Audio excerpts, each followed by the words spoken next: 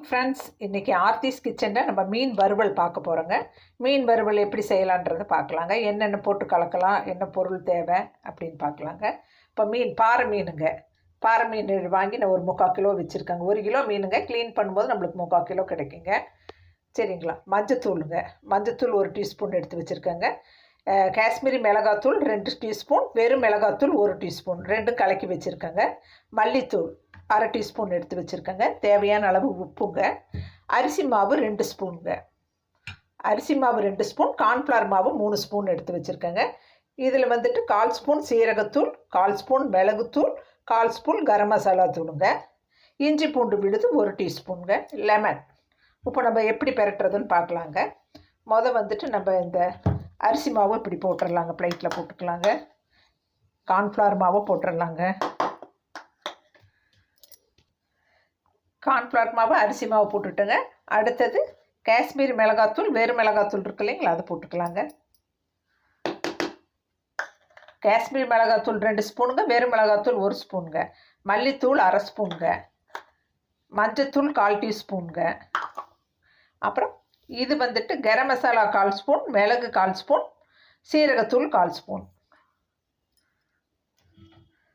இஞ்சி பூண்டு விழுதுங்க ஒரு 1/2 ஸ்பூனுங்க. இஞ்சி பூண்டு விழுது 1/2 ஸ்பூன். உப்புங்க.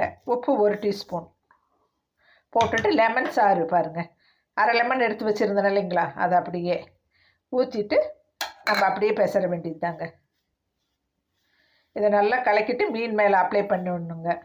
இருங்க, நான் கலக்கிட்டு உங்களுக்கு காட்டுறேங்க. கொஞ்சம் தண்ணி தொளிச்சுங்க. அப்படியே நல்லா ரொம்ப ஊற்றிடக்கூடாதுங்க. மீனே ஈரமாக கழுவிட்டு ஈரமாக தான் இருக்குது. நம்ம லைட்டாக தொளிச்சு பிசைஞ்சால் போதுங்க. இப்போ நான் பிசைஞ்சிட்டு உங்களுக்கு காட்டுறேங்க. இப்படி நல்லா கலக்கிடணுங்க. ஈவனாக நல்லா கலக்கிட்டு லைட்டாக தண்ணி தொளிச்சு நம்ம அந்த பூசறதுக்கு தகுந்த மாதிரி ரெடி பண்ணிக்கிட்டால் போதுங்க. இப்போ நான் பண்ணிவிட்டு காட்டுறேங்க.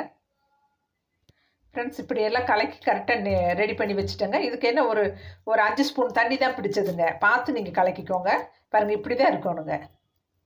நம்ம கடைப்பொடியெல்லாம் யூஸ் பண்ணி சாப்பிடக்கூடாதுங்க. நம்ம வீட்லேயே இப்படி ரெடி பண்ணிக்கணுங்க. இப்போ மீனை எடுத்து நம்ம இந்த மீன் 4-5 தாட்டி கழுவிட்டு நான் வச்சுருக்கேங்க.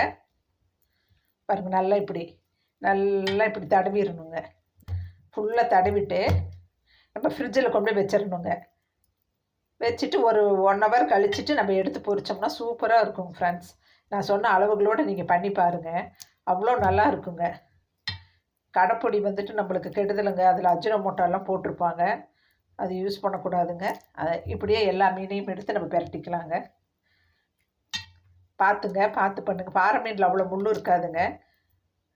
வாவல்னு சொல்லுவாங்க, பாறை மீனுன்னு சொல்லுவாங்க. நல்லா இப்படி நல்லா பெரட்டி வச்சுக்கோணுங்க. எல்லா மீனையும் நான் பெரட்டிட்டு காட்டுறேங்க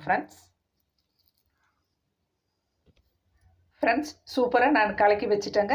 இதை ஃப்ரிட்ஜில் வச்சுட்டு நம்ம ஒரு 1/2 மணி நேரம் கழிச்சிட்டு பொரிச்சிட்டோம்னா சூப்பராக இருக்குங்க ஃப்ரெண்ட்ஸ். இப்போ நம்ம ஃப்ரிட்ஜில் வைக்கிறேங்க. அப்புறம் பொரிக்கும் போது மறுபடியும் நான் காட்டுறேங்க. கொஞ்சம் கொஞ்சமாக தண்ணி ஊற்றி கரெக்டாக பண்ணிக்கோங்க. சரிங்களா? காஷ்மீரி மிளகாத்தூளுங்க.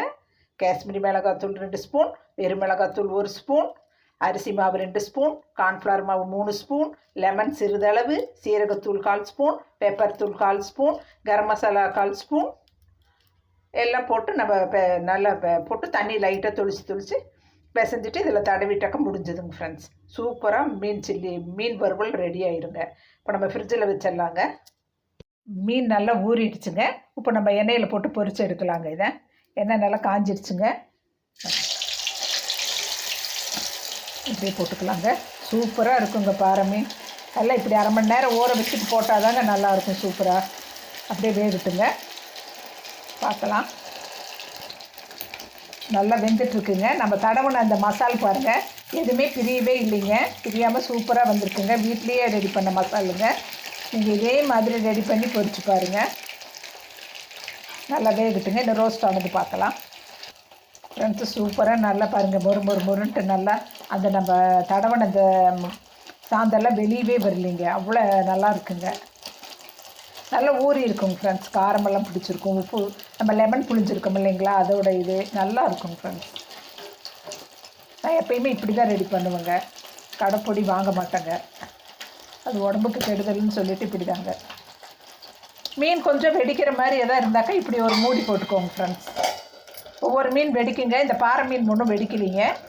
அப்போ நம்ம ஒன்றும் திறந்தே வேக வச்சுக்கலாங்க. பாருங்க, ஒரு 2 செகண்டில் மீன் ரெடி ஆயிருங்க. எண்ணெயில் செய்யும்போது பார்த்து செய்யுங்க கவனமாக. சூப்பராக ரெடி ஆகுதுங்க. நல்லா வெந்துருச்சுங்க. இனி நம்ம பிளேட்டிங் பண்ணி பார்க்கலாங்க. எண்ணெயை நல்லா வடிச்சிட்டு எடுத்துக்கோணுங்க.